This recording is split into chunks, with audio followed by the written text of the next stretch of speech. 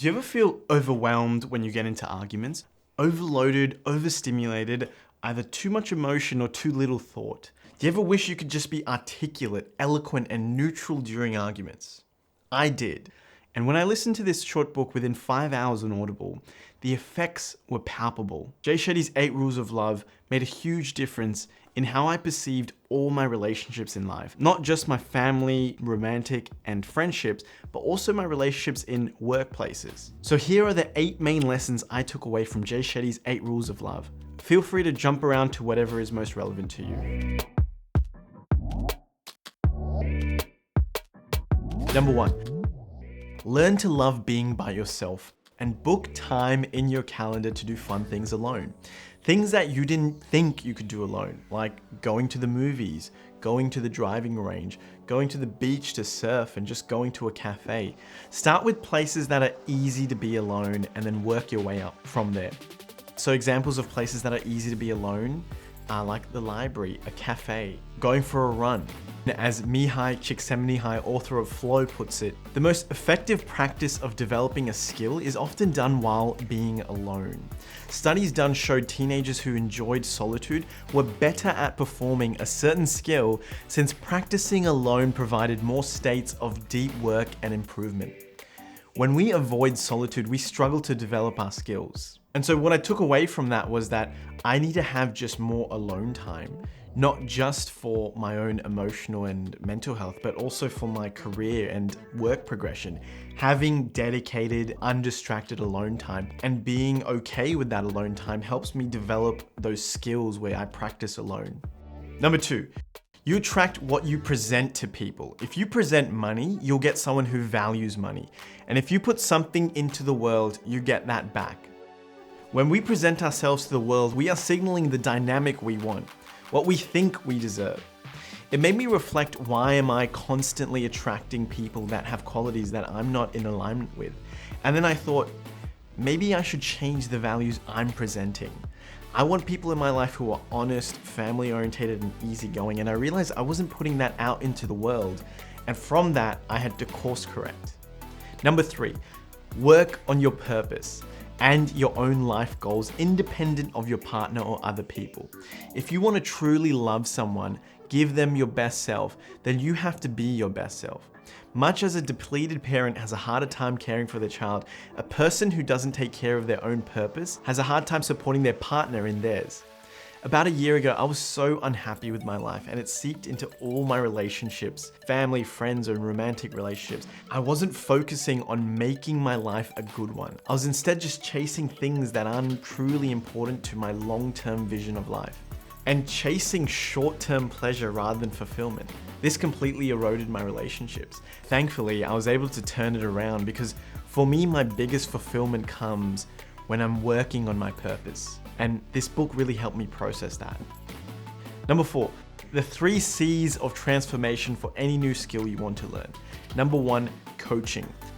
So if you can't afford a coach, something simple like podcasts, TED Talk, books, those things are cheaper forms of coaching. You're getting access to the knowledge that these world experts know in a cheaper format. And also just thinking about your friendship group, thinking about who in my friendship group is good with money. Can I speak to them about, my money spending habits? Or who in my friendship group is really good at studying? How can I learn from them? Using your current resources and your financial sort of ceiling that you have, and not having to jump for the, $20,000 coaching session or whatever. And then also thinking about freelance, Instagram, Google. Look for people who are just starting out in that niche that you're interested in learning about. So for the money coach example, look on Instagram, look on Google. Are there any small-time coaches that you can use who fit your budget, but are still people who put more time and interest into learning about the certain skill that you want to be learning about? Number 2, consistency. The thing that I've found that helps the most with consistency is genuinely just having a simple daily reminder. I just have something like a simple page this big, and then I just write all my daily habits on that and just tick them off every day when I do them. That for me is a constant daily reminder that I need to do this thing. And then if I do, I get that sort of dopamine hit of, I get to tick this off and I feel good about that. And then I feel really good when I've done it for like a week straight or a month straight. And that's how I've noticed myself just be able to do these things more consistently. And the third C, community. So simple things like, again, your friendship group, who in your friends is interested in doing the same thing that you're doing. Maybe you can just reach out to them. They do a certain skill and you do the other, but you keep each other accountable. Facebook groups, paid coaches, these sorts of things keep you accountable and create a community and have been huge in helping me achieve my goals at a faster rate. Number 5, you only spend 0.1% of your time in the winner's spotlight. Over Lewis Hamilton's career, he spent 683 hours racing, 13,300 hours working out. So about 14,000 hours put into work. And if he wins a race, that's about 10 minutes on a podium. So he spends about 0.1% of his time in the winner's spotlight. What I took away from that was that there's no point daydreaming about how much success you'll have at the end and how big you'll make it. You have to learn to love the process. You really need to love and obsess over the process to achieve the goals that you set, because a lot of your time will be doing that process. And if you don't love it, you're not going to keep doing it.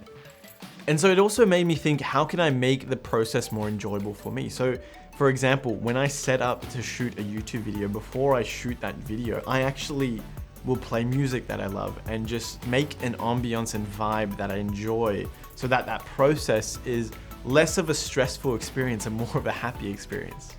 And number 6, if you're in an argument, instead of looking at it like you're taking sides against one another, frame the conversation as if it's the two of you taking on the problem. If we come to the table as adversaries, we increase the likelihood that we'll fight. So instead, come to the table as a team that can take on the problem together. So Jay Shetty talks about in the book, when my wife and I see ourselves as a team fighting against the problem, we crush the problem. The desire to win comes from an ego, and we want to control our egos. Why would I want to crush my wife? Why would I want to defeat the person I've chose to spend the rest of my life with? My wife is not my opponent. I love her. I don't want her to lose. I don't want to lose either. So the quote from the book that I really love about this section is, every time one of you loses, you both lose. And what that made me just think about is really trying to put your ego aside in arguments, especially with people that you care about deeply. So it can be your partner, it can be family, it can be friends. And just thinking about the greater relationship in its context of this argument. If you're having an argument, thinking about, okay, how can we as a team overcome this argument, rather than me trying to get my point and win? Because actually, when I win, we actually lose and this relationship suffers, which is not the ultimate goal. And you know, when you're calm and you think about it clearly, you actually want to further this relationship and make this relationship a good one. And he goes on to say, a fight is something we don't understand about them and something they don't understand about us. So solving this puzzle will benefit both of us. And I really thought that was useful. Number 7, this was probably the biggest key insight that I learned from this book. There are fight styles. Now, Jay Shetty has a quiz you can take to find out yours, and I would highly recommend you try it. But essentially he says there's 3 types. There's venting, which is when someone is like, we have to find a solution now, and has to go through all the solutions and talk it out for ages and ages. There's hiding, which is when the person sort of retracts. They say, I don't want to talk about it, and they just become silent during an argument. And then the third one is exploding. This is the person who goes crazy, starts arguing, says it's all your fault, and just loses it. Figuring out what your fighting style is and then tailoring your approach based on each of these fight styles, I think was huge. The best thing that I learned in this book was this acronym for dealing with arguments. And I've used it in arguments ever since I've read this book, and it has completely changed like how I feel during the argument, how I feel afterwards, how the person I'm speaking to deals with the things that I'm saying to them. Like, it's crazy. So try it out. The acronym is PEACE. P stands for place and time. It's okay to pause an argument right now. It doesn't mean that you're avoiding a problem. It just means that you're trying to wait until emotions are cooler and there's less chaos. Because if you start the argument now, you'll just keep escalating until you get really sort of worked up and emotional, and that's not going to be productive towards an argument. So waiting is key. E stands for expression, how you say things. Author Ritu Gatori says that 10% of conflict is due to difference of opinion. 90% is due to the wrong tone of voice. So having a neutral and calm tone of voice makes a huge difference in how people perceive you.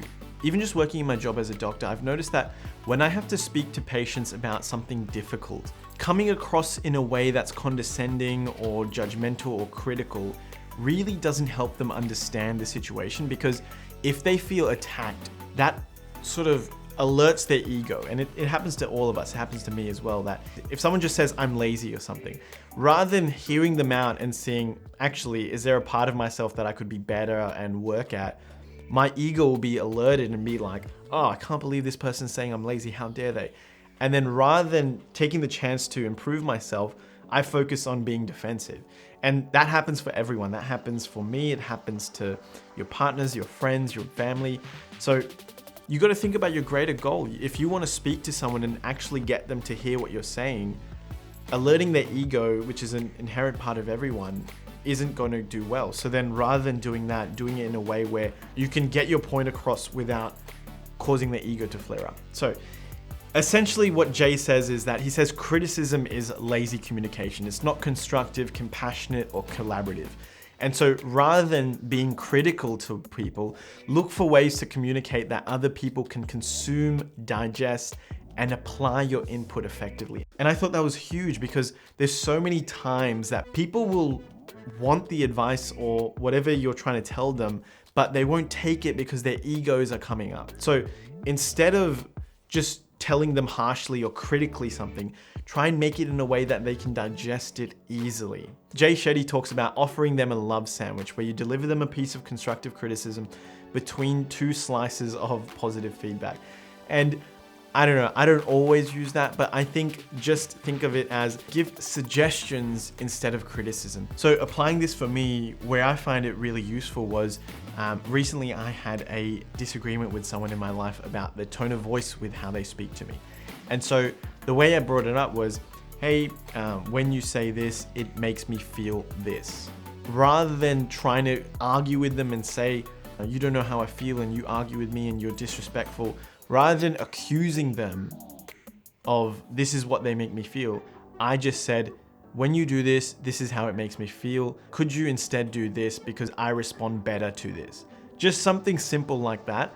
And I found the feedback was taken on way better by the person I was speaking to. And I didn't feel so heavy afterwards because the fight didn't escalate. And then the last one, I'll leave you with this. The quote that I loved from this book was that you can seek love your whole life and never find it, or you can give love your whole life and experience joy every day. Instead of waiting for it to find you, you'll experience love from the depths of people from all walks of life. And the reason why I loved it was because I think people around my age, especially in our 20s, we start to think very deeply on, oh, I need to be finding my life partner, or I need to be finding more deep relationships in my life. And I think sometimes you get stuck on thinking that. The idea of being alone right now can be very scary. It can be really like overwhelming that, oh, will I ever find someone? But focusing on the thought of, actually, I can experience love in other forms in my life. I can experience love with my family. I can experience love with my friends.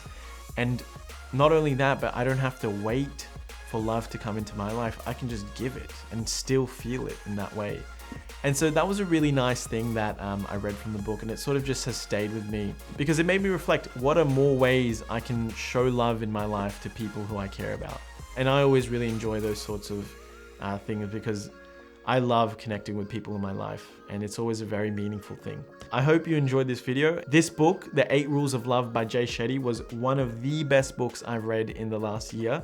So I highly, highly recommend if you are interested in improving your relationships, how you speak to people, not only in a personal life setting, but also in a professional setting, in your workplace as well. I found that learning how to effectively communicate was really taught well in this book. So go give it a read, and I'll see you in the next video. Thanks, bye.